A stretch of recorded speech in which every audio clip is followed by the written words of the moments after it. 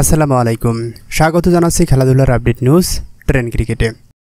চলতি মাসের 19 তারিখ থেকে ভারতের মাটিতে শুরু হবে বাংলাদেশ ও ভারতের মধ্যকার 2 ম্যাচের টেস্ট সিরিজ। এরপর 27 সেপ্টেম্বর থেকে কানপুরে অনুষ্ঠিত হবে সিরিজের দ্বিতীয় টেস্ট। দুটি টেস্টেই হবে বাংলাদেশ সময় সকাল 10টায়। এরপর 6 অক্টোবর থেকে শুরু হবে টি-20 সিরিজ। গোয়ালিয়রে অনুষ্ঠিত হবে সিরিজের সবগুলো টি-20। প্রথম টি-20-এর পর দ্বিতীয় টি-20 অনুষ্ঠিত হবে যথাক্রমে 9 এবং 12 অক্টোবর। 2023 সালে বিশ্বকাপের আগে সেই বিতর্কর পর জাতীয় দলের বাইরে আছেন দেশ সেরা ওপেনার তামিম ইকবাল।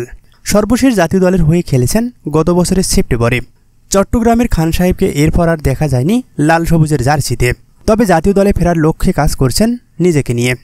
এই মাসে ভারতের সিরিজ খেলতে যাবে বাংলাদেশ, সেখানেও দেখা যাবে তামিম ইকবালকে। আসন্ন ভারত সিরিজে ধারাভাষ্যকার হিসাবে দেখা যাবে তামিম ইকবালকে। দেশের অনলাইন ও গণমাধ্যমের তথ্য মতে ইতিমধ্যেই সম্প্রচারকারী প্রতিষ্ঠান স্টারের সঙ্গে আলোচনা চলছে তামিমের। তবে ভারতের মাটিতে সাকিব আল হাসানরা করবেন ব্যাট বলের লড়াই, আর তামিম টিভির পর্দায় সেটি বিশ্লেষণ করবেন। যে কোনো সমর্থকের জন্যই এমন দৃশ্য পরম আরাধ্যের। ভক্ত সমর্থকদের এমন আশা হতেই পারে পূরণ, কারণ এর আগেও কমেন্ট্রি বক্সে মাইক্রোফোনের পেছনে তামিম ইকবালকে স্বাচ্ছন্দ্য অবস্থায় দেখা গেছে। তামিম নিজেও একবার বলেছিলেন ব্যাট বলের ক্রিকেট ছাড়ার পর কাজ করতে চান ধারাভাষ্যকার হিসাবে।